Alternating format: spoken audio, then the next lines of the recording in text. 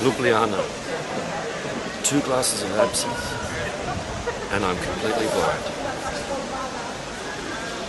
I'm not going to go into too much detail about the project, but ELMCIP stands for electronic literature. English artists are very much busy trying to everything that happens online is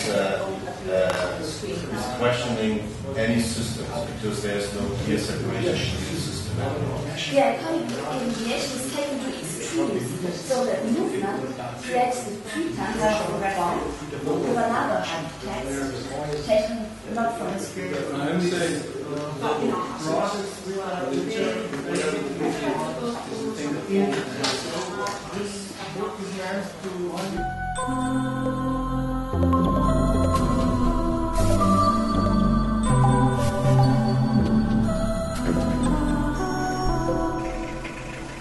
That is a very complicated question. How did you come up with that question? There is a politics of digital poetics, I think, now because of the problem of Google, because you have this large global corporation that does a huge amount of processing of language. So there are interventions that the poetic practitioners could make. In other words, people who are supposedly schooled in digital devices, digital aspects of digital culture, who also have literary interests, and they could make interventions that would be seriously political at this particular moment. But the moment for that is passing, and because the idea that you would be able to make any significant effect would be very difficult. One could almost consider it unfair to ask that kind of question at that time. Oh my God, I think there's none.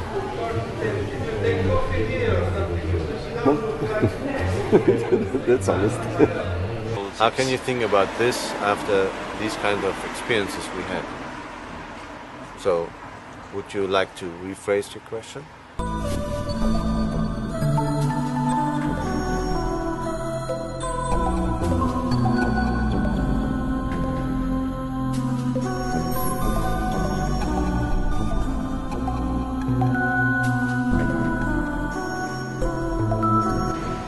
Well, in French, l'entrespace is actually a third place. I mean, in English, in between seems to indicate, there's one or the other, but the in between isn't.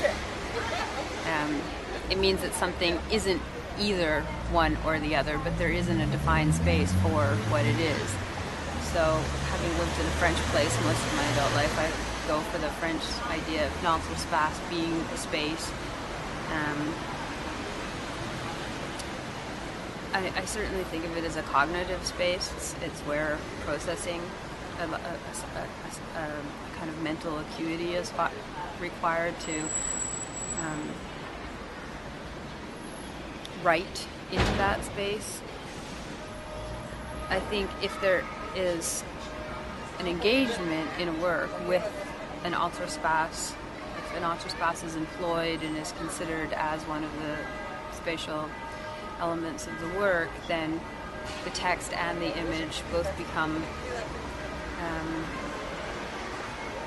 can more easily be accepted as fragments, and the entrespace as the cognitive space in which the narrative that joins those fragments together can evolve. Well, there's probably a sort of synesthetic moment that try to inhabit, where we still have, I hope we still have some sort of semantic intent, but we activate other parts of the sensorium. The in-between image and text for me is that space that allows me to think, to express myself. I think that, you know, perhaps many artists move also in between that area of image and text. So you don't concentrate on one linguistic system or, you know, on the kind of image sign system, but it's more a kind of mixed environment that you feel more comfortable in finding your own language. This is a ridiculous question because you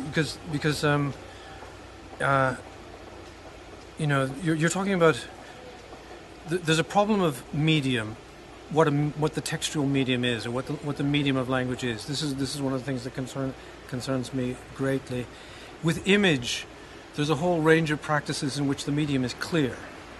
People know that they can be expert in it. They can develop skills and techniques in relation to it. With language, everybody is an expert. Everybody uses language all the time. So so there's this problem of what the medium of an aesthetic practice of language is. So that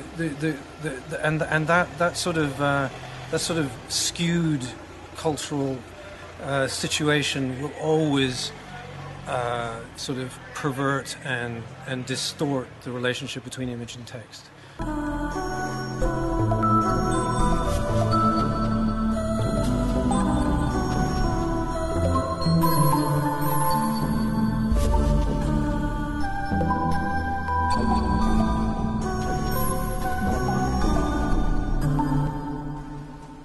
He's on vacation. The author is in the words and in the system and in the variables.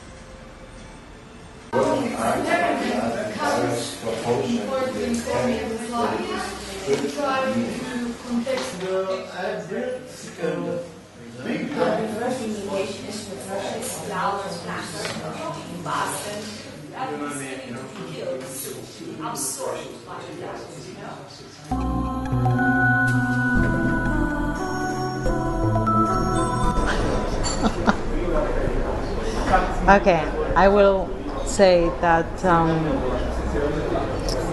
yes, I'm very. I think that the smell of books really counts for the kind of experience of the book, and I used to love smelling my books when I started my new curriculums when I was a child. It made me want to read them when I have that kind of nice smell. But recently I read more digitally than books, and most of the books that I read, they've been overused because I use the ones from libraries. So I think that it smells of human beings.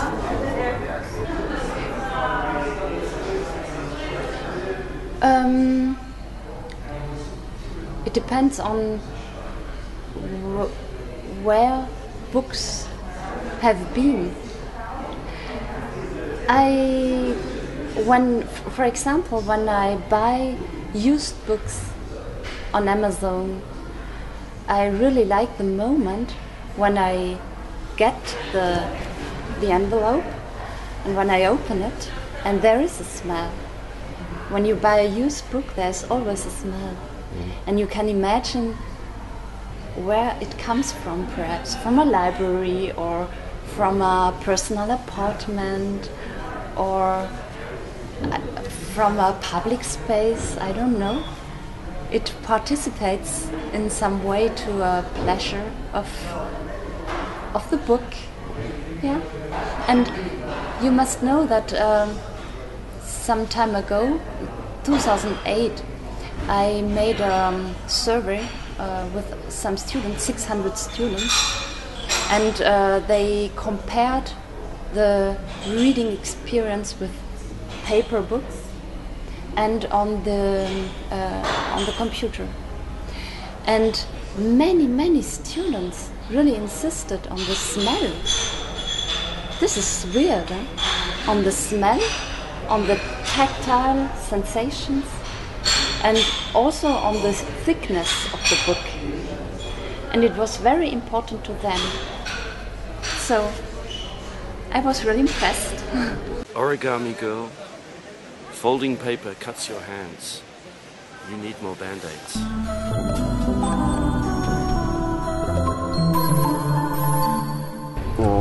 Then I would say the Facebook is the beginning. I don't know. I would actually, if I would get serious, I think that's it's not just Google, you know. It's also other, especially social networks. I think there is a huge issue with privacy.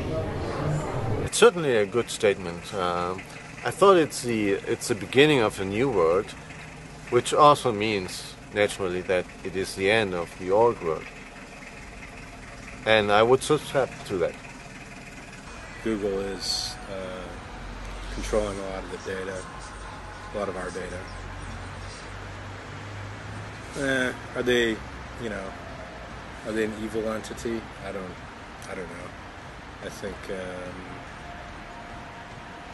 think you sort of need to look at it in a balanced way. Google is processes more text than any other sort of corporation device on the planet. It's a linguistically based process primarily at the moment. It is producing a huge statistical model of language, and linguistic practitioners are not on board.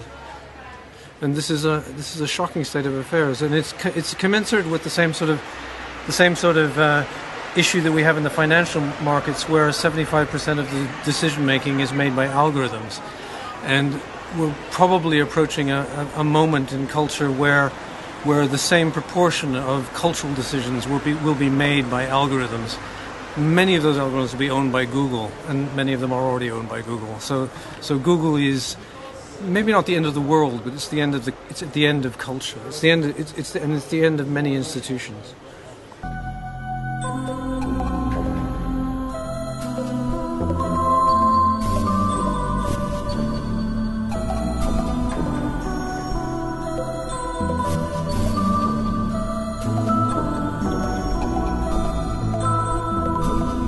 Well, in best possible way, it's a very curious person dealing with his subject with some, let's say, professional tools or scientific tools. I'm talking about the mythology, or there's some coherent theoretical approach to the subject. All of the classical and especially medieval engravings of scholars are miserable hunchbacked people sitting over desks. Erasmus with the follies of the poets and scholars and grammarians, or like they have a whole chapter in The Ship of Fools, and I just think that's, on the one hand, being self-perpetuated, and on the other hand, completely preposterous. If you think of instead what's a researcher is a more interesting question. I think, or just perhaps research is more interesting. So maybe it's that there's researchers are out doing things, and research can really be anything. Scholars are sitting hunched over desks writing up the reports. I really don't know what the distinction is, but I think research can be anything, and I think writing is research. So, and reading is writing. And to me, it's a very active, iterative process, and the more that scholarship directly engages with that kind of creative research, the more interesting it will be.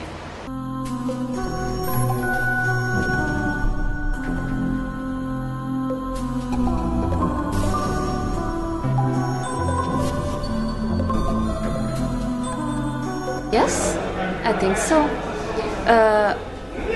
But it depends on the work. You cannot generalize it. I think that reading takes place when there are texts and when there are interesting texts, and when there is actually something to read and worth reading.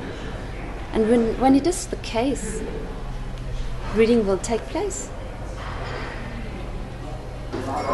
Yeah, the only thing is that I don't think that we can just call it reading in the understanding of reading. Perhaps in a traditional sense, the reading that is taking place is a different way of reading, where you kind of also looking and reading at the same time. So, yeah. The interesting thing for me, I don't know, or at least that's my experience, it's that the gallery space, it's much more open to electronic literature than the world of literature, you know, like usual places for readings or libraries or schools even, you know. I don't find them that open. I think that's much more going on inside the world of art in this regard.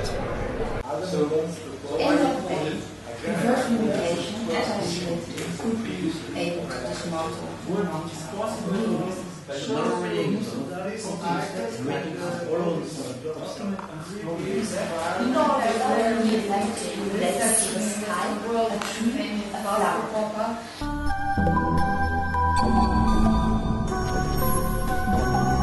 Of course it is possible, because literature is basically about language. And personally, I experienced this huge difficulty to translate my own texts in another language. Why? Because you lose something when you translate. Perhaps you also gain something, but you definitely lose something. And I think that, for example, Francophone digital literature exists, and it has its specificities which are in the French language, and it's just so incredibly difficult to translate. And you should accept that yes, there are different languages for this literature, and that it's not always possible to go instantly towards English. I find that very difficult. I don't think that I don't think that you can have a national electronic literature, and probably the point is of electronic literature. The point probably is of not being national, but being more across boundaries and kind of multilingual communities. Skeleton Bridge. Why are you covered in flowers?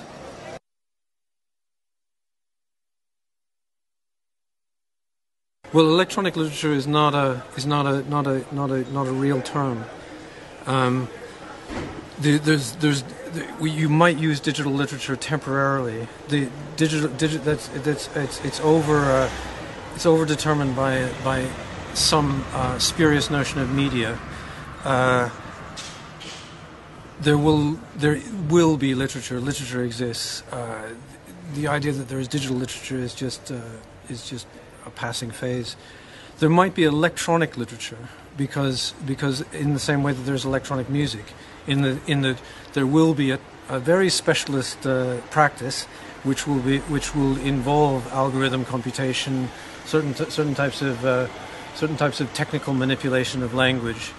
But it'll be for the next few years it'll be extremely marginal, and it won't catch up with electronic music per se for a good while yet.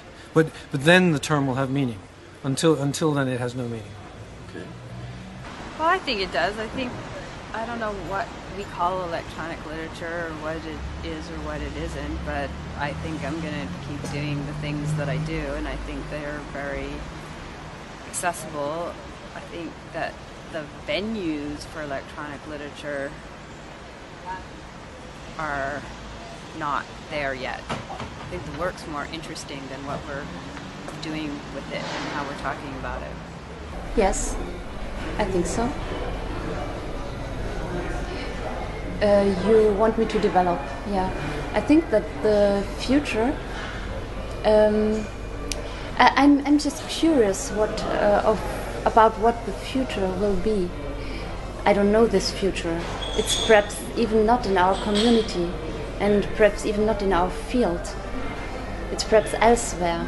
But when I observe my students and what they do, for example, in one seminar that I make with them, and in this seminar I introduce digital literature as a theory and also as a practice, and just when I see what they do, I see the future, and I'm very happy to see this. And I also see the future elsewhere, for example in literary blogs, in some literary forms which are developed for the iPad. So I'm just curious, but I think that yes, there's a future, and perhaps not in the place where we think it will be. Yeah, I think it does. You know, I think it will. I doubt it will reach some huge popularity, but I think there is. It's in development, actually. So I think that it develops together with technology, and technology is now really blooming. You know, and there's tons of different things that we haven't tried. You know, with touch interfaces or location-aware issues, and so I think there's plenty to research. No, I don't. I never thought. Why? Doesn't work. The whole concept contradicts itself. I mean, it can't be literature if it wants to be digital literature, right? Mm-hmm. So it can only work as something else than literature. And that doesn't work either. Okay. Next question.